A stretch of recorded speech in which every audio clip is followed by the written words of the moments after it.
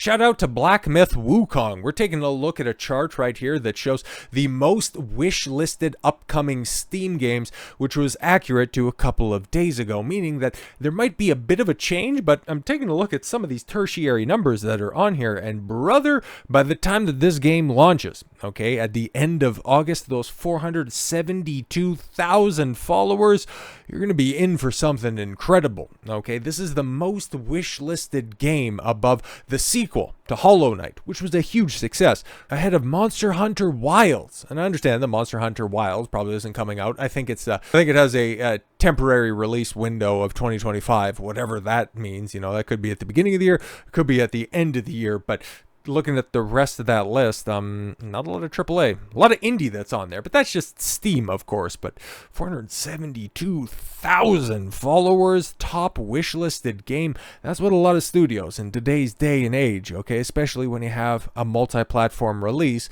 like Black Myth Wukong. That's what you're looking for.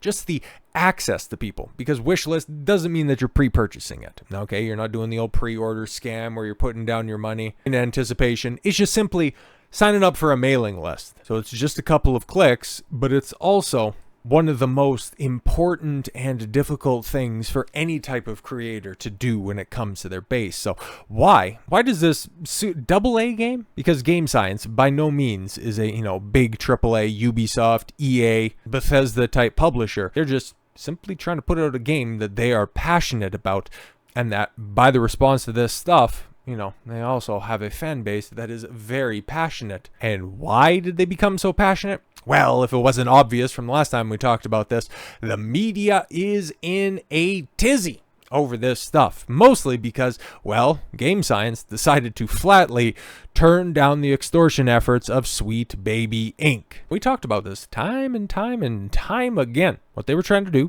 go back and refresh your memory if you didn't watch or if you didn't see anybody else's coverage on the subject. Sweet Baby Inc. approached Game Science, wanted a $7 million payout to consult and make their historic retelling of A Journey to the West, take their obviously a Chinese game and make it more diverse for modern audience under the penance and penalty of going to the marketing department and, in the words of Kim Belair, terrifying them in order to get what they want. And of course, because Game Science went, no, we don't love you long time, well, the shakedown artists that tried to contact their fellow sycophants in the media, and you had IGN run this back, when was this? Late 2023, right? Oh, they even turned off comments. November 20th, 2023, when a lot of people started to get this game on their radar, because prior to this, it was like, oh, another Soulslike.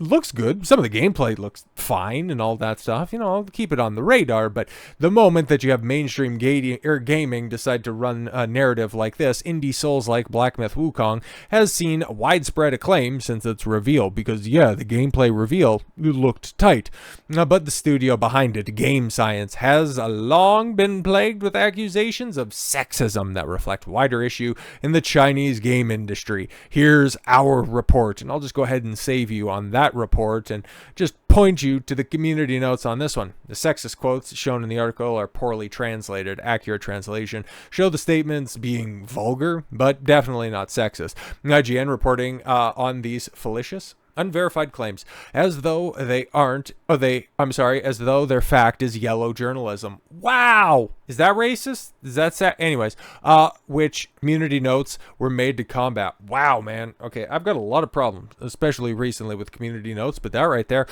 that's one of the most thorough dickings I've seen in a while. My power poll is at full mast after that one. But IGN, not once, okay, well, outside of just their, natural cowering and them getting completely destroyed in light of this new community note, because I'd imagine, probably all of these views ended up coming around within the past few days with the extortion scheme getting brought to light. But IGN, not ones to miss an opportunity to capitalize on outrage themselves, even though they'll claim that, it's just all of those, far right-wing bigots just trying to get rage clicks. They're out here once again, with their hands-on preview, which provides you absolutely nothing, but it just takes you a minute to scroll all the way down to the bottom to, have the hack who wrote this report have to tack on Her 2 cents, Rebecca Valenti. Last year, we published a comprehensive report on IGN detailing a number of sexist and inappropriate remarks made by multiple developers of Black Myth Wukong, including those in leadership roles at Game Science. As a publication of this preview, Game Science has yet to provide any response or statement addressing our report or their past remarks. Well, that's kind of funny because Twitter kind of took it upon themselves to go, no, you guys are hacks. You are legitimately the scum and the bane of the journalism industry. What do you have to say about that? IGN has yet to respond. But going back to this, like Mitchell, okay, the author of that, hack article, I had the opportunity to see Black Myth Wukong at Summer Games Fest. Okay, so because you got called out for being a con artist the first time around, is this the only opportunity that you have to just spew your solipsistic vomit by parasitically attaching this quasi-report to another one? This is amazing. I was told, part of my invitation, that Game Science would have a statement related to the reports of sexism. Could you provide any receipts on that? No. It's not like she's a journalist or anything like that. I arrived at my appointment and saw the game as planned, but when I asked for the promised statement, I was told by a PR representative Game Science is focused on a demo during playdays and will only answer questions related to gameplay. I would imagine my report, it was probably never brought up, and that's just a work of fiction. Mitchell's preview doesn't need my validation, but for what it's worth, I fully back everything he's written here. Black Myth Wukong looks like it's going to be a great game. It's gorgeous, it's snappy combat, but there's not enough black people in my Chinese story. It's also true that several of the people who are making it have made disparaging remarks about women. Oh, it's true, right? Yeah, but it's not though. It's literally not. You just continue to lie. You continue to lie. And why are you lying? It's because your ideological brethren probably Wutherin, whatever the female equivalent to that is, over at Sweet Baby Inc., and get their grubby little paws on this little game. One last note, I didn't see any women or femme-coded characters in this demo. I mean, I was already interested in this game. You don't have to make me any more interested in it. I was able to confirm from Game Science that there were none present in this section of the game presented to the press. There will be women in the final game, but for now, it is impossible to really comment on whether or not Game Science developers expressed beliefs permeate Black Myth Wukong in a meaningful way. Yeah, so it's not diverse enough, and it doesn't have enough women in it for me to care about this adaptation of one of the oldest Asian stories, Journey to the West. You should probably familiarize yourself with it, you literal hack. The community notes called you out. Grums will call you out. IGN releases a statement via original Black Myth Wukong hit piece author Rebecca Valenti. Fails to address the mistranslated text exactly. Demands developers address her false claims against them. Demands the developers. She attacked to defend her personally for making those false claims. Whines that there are no femme-coded characters in the game, whatever that is. Well, yeah, no, exactly, because she needs to see herself. She needs to be validated. It's not about the quality of the game. Heaven forbid IGN actually care about gameplay. You can't make this shit up. Defend me as I attack you, Game Science. Exactly. What's that saying? It's not a Chinese saying, but they scream out in pain as they hit you. What is it? Whatever. I wrote an open reply and pinned it to my feed, and you can check it out there. Yeah, and you know what? It looks like this right here. Okay, IGN just can't let it go. Publishes preview on Wukong and adds yet another defamatory statement to the end, this time claiming victim status. You're a professional reporter, Rebecca. Sure, she claims, okay. She just identifies as a professional, which makes your work subject to critique for its repeated claim source for the mistranslated text. A true journalist should welcome the challenge of their stories in the pursuit of truth, rather than crying victim and demanding the company you slandered to defend you or address your spurious claims, which have been community noted on X for being misleading. But you are not a true journalist. Oh, there it is. You're part of the mob scene on video that's cheering on physical violence. Fight me, yeah, physically, exactly. Unless, of course, you want to fight me, then I've got something better to do.